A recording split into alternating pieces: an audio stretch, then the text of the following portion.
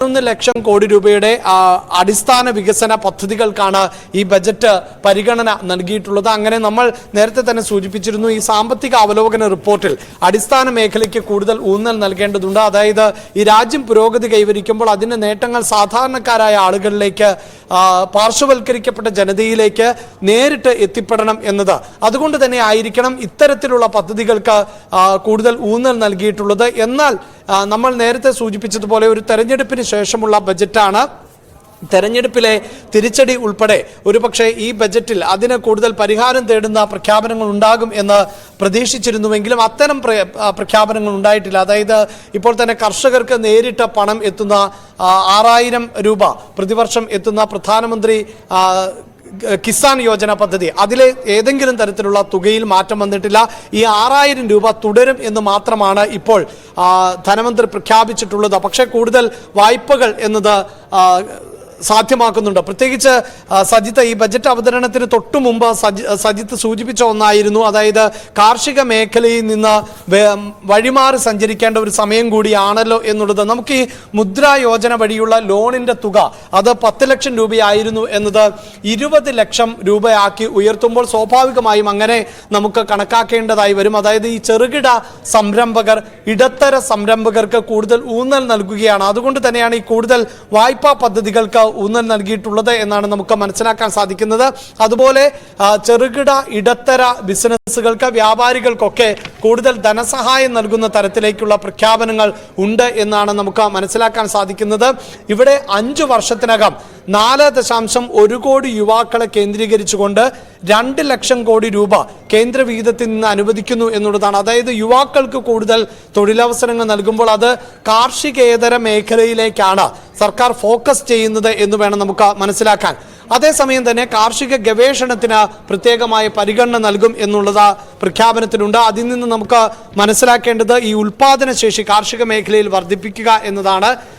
അങ്ങനെ കുറഞ്ഞ സ്ഥലത്ത് കൂടുതൽ ഉൽപാദനം നടത്തുക, കുറഞ്ഞ മാനവ വിഭവശേഷി കാർഷിക മേഖലയിൽ പ്രയോഗിച്ചുകൊണ്ട് ഉൽപാദനം വർദ്ധിപ്പിക്കുക, അങ്ങനെയുള്ള നയങ്ങൾ ആണ് സർക്കാർ രൂപീകരിക്കുന്നത് എന്നതാണ് നമുക്ക് ഈ പ്രാഥമികമായി ഈ ബജറ്റ് പരിശോധിക്കുമ്പോൾ മനസ്സിലാക്കാൻ സാധിക്കുന്നത്. അതോടൊപ്പം തന്നെ ഈ പരമ്പരാഗത ഊർജ്ജ മേഖലയിൽ നിന്ന് വ്യതിചലിച്ച് സഞ്ചരിക്കാൻ വീണ്ടും സർക്കാർ ആഗ്രഹിക്കുന്നു എന്ന് വേണം നമുക്ക് മനസ്സിലാക്കാൻ. നമുക്കറിയാമല്ലോ, ഈ സോളാർ പദ്ധതികൾക്ക് ഇപ്പോൾ കേരളത്തിൽ തന്നെ നിരവധി വീടുകൾ നിർമ്മാണം പൂർത്തിയാകുമ്പോൾ സോളാർ വൈദ്യുതി ഉപയോഗിക്കുന്ന ഒരു സാഹചര്യമുണ്ട്. അതുമായി ബന്ധപ്പെട്ട് ചില തർക്കങ്ങൾ കൂടിയുണ്ട്. അതായത് ഈ പൂളിലേക്ക് നൽകുന്ന സോളാർ എനർജിക്ക് കുറഞ്ഞ തുകയാണ് സർക്കാർ നൽകുന്നത് എന്നുള്ള പരാതിയൊക്കെ ഉണ്ട്. എങ്കിൽ കൂടി 1 കോടി വീടുകൾക്ക് കൂടി ഈ മേൽക്കൂര, സോളാർ മേൽക്കൂര പദ്ധതി 1 കോടി വീടുകൾക്ക് കൂടി അനുവദിക്കുമെന്നാണ്. അതായത് ഈ സോളാർ പദ്ധതിക്ക് കേന്ദ്രത്തിൻ്റെതായ സബ്സിഡി ഉണ്ട്. ഈ സബ്സിഡി തുക വീണ്ടും വർദ്ധിപ്പിക്കുകയല്ല, കൂടുതൽ ആളുകൾക്ക് സബ്സിഡി നൽകും എന്ന് പറയുമ്പോൾ അതിന് 1 കോടി വീടുകൾ എന്നാണ് പറയുന്നത്.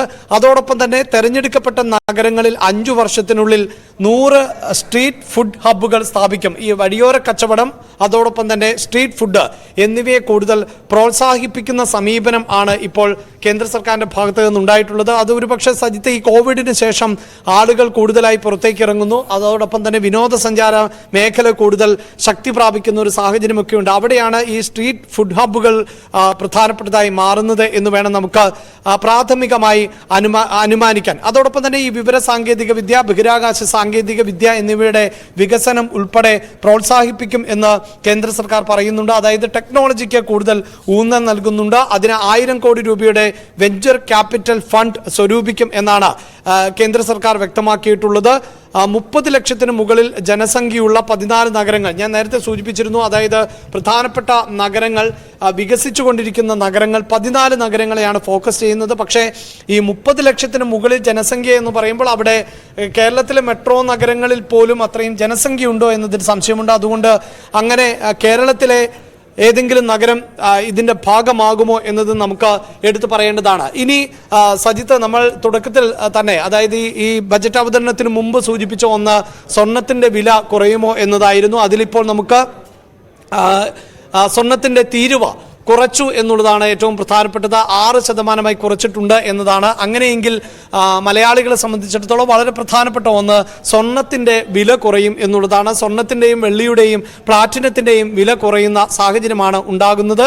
അതോടൊപ്പം തന്നെ ലെതർ ഉൽപ്പന്നങ്ങളുടെ വില വരും ദിവസങ്ങളിൽ കുറയും എന്നാണ് വ്യക്തമാക്കിയിട്ടുള്ളത്. തുണിത്തരങ്ങൾക്ക്, ടെക്സ്റ്റൈൽ ഗാർമെന്റ്സുകൾക്ക് വില കുറയും എന്നാണ് അറിയാൻ സാധിക്കുന്നത്. അതോടൊപ്പം തന്നെ മൊബൈൽ ഫോണുകളുമായി ബന്ധപ്പെട്ട മൊബൈൽ നിർമ്മാണ യൂണിറ്റുകൾ, മൊബൈൽ അനുബന്ധ സാമഗ്രികളുടെ നിർമ്മാണം എന്നിവയിൽ രാജ്യം വലിയ പുരോഗതിയാണ് കൈവരിക്കുന്നത് എന്ന് ധനമന്ത്രി ബജറ്റ് അവതരണത്തിൽ പറയുകയും ചെയ്തിരുന്നു. അങ്ങനെയെങ്കിൽ മൊബൈൽ ഫോണുകൾക്കും മൊബൈൽ അനുബന്ധ ഉപകരണങ്ങൾക്കും വില കുറഞ്ഞേക്കുമെന്ന സൂചനയാണ് ഇപ്പോൾ പുറത്തു വരുന്നത്.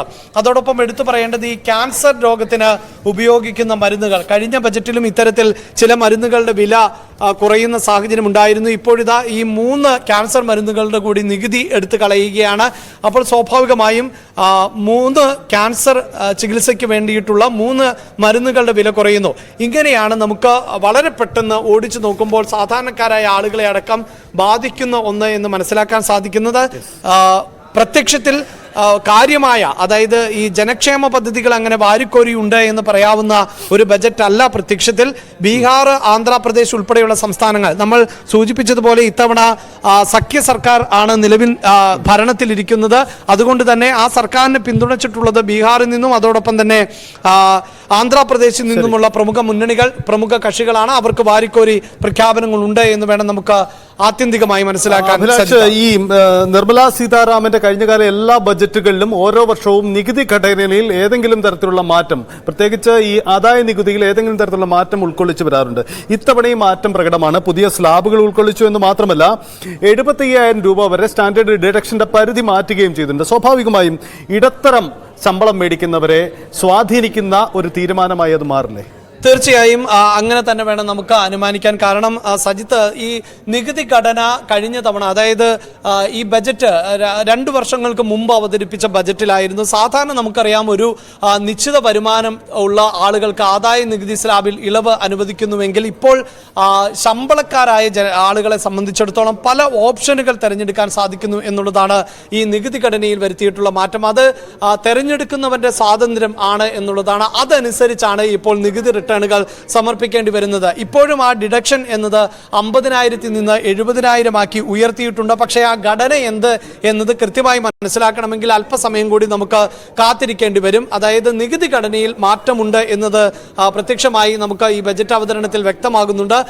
നേരത്തെയൊക്കെ ആയിരുന്നുവെങ്കിൽ നമുക്കറിയാം ഇപ്പോൾ സ്ലാബ് 7 ലക്ഷമാക്കി അല്ലെങ്കിൽ 8 ലക്ഷമാക്കി ഉയർത്തി എന്ന് പറയുമ്പോൾ അതിന്റെ ആനുകൂല്യം ആർക്ക് ലഭിക്കുന്നുവെന്ന് നമുക്ക് ബജറ്റ് അവതരണത്തിന്റെ ഘട്ടത്തിൽ തന്നെ പറയാൻ സാധിക്കുമായിരുന്നു. പക്ഷേ ഇപ്പോൾ അങ്ങനെയല്ല സാഹചര്യം. അതായത് ഏത് നികുതി സ്ലാബ് വേണം എന്ന് ഈ ശമ്പളക്കാർ തന്നെ തെരഞ്ഞെടുക്കുന്ന ഒരു സാഹചര്യം ആണ് ഉള്ളത്. അതുകൊണ്ടാണ് നമുക്ക് കൃത്യമായി പ്രേക്ഷകരോട് ഈ ഘട്ടത്തിൽ അത് പങ്കുവെക്കാൻ സാധിക്കാത്തത്. പക്ഷേ ഏതാനും മണിക്കൂറുകൾക്കകം തന്നെ ആ ഘടന എന്നത് വളരെ കൃത്യമായി ലഭിക്കുകയും ചെയ്യും. അതോടൊപ്പം മറ്റൊരു കാര്യം ഇപ്പോൾ പ്രഖ്യാപനത്തിൻ്റെതായി വന്നിട്ടുള്ളത് ഈ എംപ്ലോയ്മെന്റ് പ്രോവിഡന്റ് ഫണ്ട് എന്നത് നമുക്കറിയാം. ഇ പി എഫിന് കീഴിൽ വരുന്ന ജീവനക്കാരുടെ ശമ്പളം, അതിലൊരു ശമ്പളം കേന്ദ്ര സർക്കാർ നൽകുമെന്നൊരു പ്രഖ്യാപനം ഉണ്ടായിട്ടുണ്ട്. അതിലും കുറച്ചുകൂടി വ്യക്തത കൈവരേണ്ടതുണ്ട്.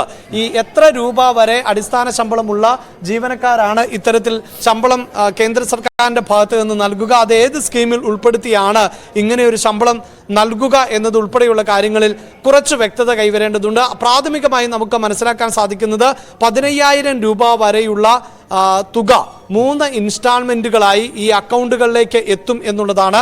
അത് എങ്ങനെയാണ് എന്നതിൽ നമുക്ക് കൂടുതൽ വ്യക്തത കൈവരേണ്ടതുണ്ട്. ഇത് പരാമർശിച്ചു പോകുന്നുണ്ട്. പുതിയ ജോലിക്കാർക്കാണ് ഇത്തരത്തിൽ 1 മാസത്തെ ശമ്പളം സർക്കാർ നൽകും എന്ന് പറയുന്നത്. ഇതിന്റെ ഗുണഭോക്താക്കളായി ഏതാണ്ട് ലക്ഷക്കണക്കിന് 2 കോടിയിലധികം 2,10,00,000 യുവാക്കൾക്ക് ഇത്തരത്തിൽ ആനുകൂല്യം ലഭിക്കും എന്നാണ് എന്തായാലും ധനമന്ത്രി നിർമ്മലാ സീതാരാമൻ ബജറ്റ് പ്രഖ്യാപനത്തിൽ വ്യക്തമാക്കിയിട്ടുള്ളത്. ഇതെല്ലാം പരാമർശിച്ചു പോയ ഒന്നാണ്. എന്തായാലും കേരളത്തെ സംബന്ധിച്ചിടത്തോളം കേരളം അങ്ങനെയുള്ള സംസ്ഥാനങ്ങളുടെ പേരുകൾ ഒന്നും തന്നെ ഈ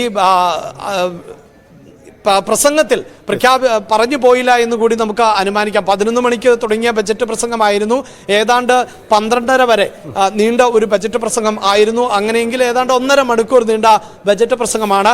ഈ പ്രസംഗത്തിൽ ഉടനീളം കേട്ട പേരുകൾ പ്രധാനമായും ബീഹാറിൻ്റെയും ആന്ധ്രാപ്രദേശിൻ്റെയും ഛത്തീസ്ഗഡ്, ഒഡീഷ പോലെയുള്ള സംസ്ഥാനങ്ങളുടേതാണ്. മറ്റ് സംസ്ഥാനങ്ങളുടെ പേരുകളൊന്നും തന്നെ എടുത്തു പറഞ്ഞതായി നമുക്ക് കേൾക്കാൻ സാധിച്ചിട്ടില്ല സജിത്ത്. അതുകൊണ്ട് പക്ഷേ മറ്റ് സംസ്ഥാനങ്ങൾക്ക് പ്രഖ്യാപനങ്ങളില്ല എന്നോ നേട്ടങ്ങളില്ല എന്നോ ഒന്നും നമുക്ക് അനുമാനിക്കാനുള്ള സമയമായിട്ടില്ല.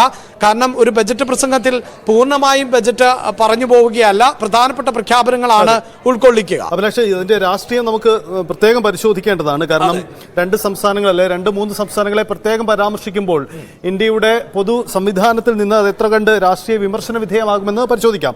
അതിനു മുമ്പ് അഭിലാഷ്, ഒരു കാര്യം, ഈ ബജറ്റിലെ ഒരു പ്രഖ്യാപനങ്ങളിൽ ഒന്ന് ഈ കോർപ്പറേറ്റ് ടാക്സിൽ വരുത്തിയിരിക്കുന്ന കുറവാണ്. അത് സ്വാഭാവികമായും വിദേശ കമ്പനികളെ സ്വാധീനിക്കുന്ന തീരുമാനമാണ്.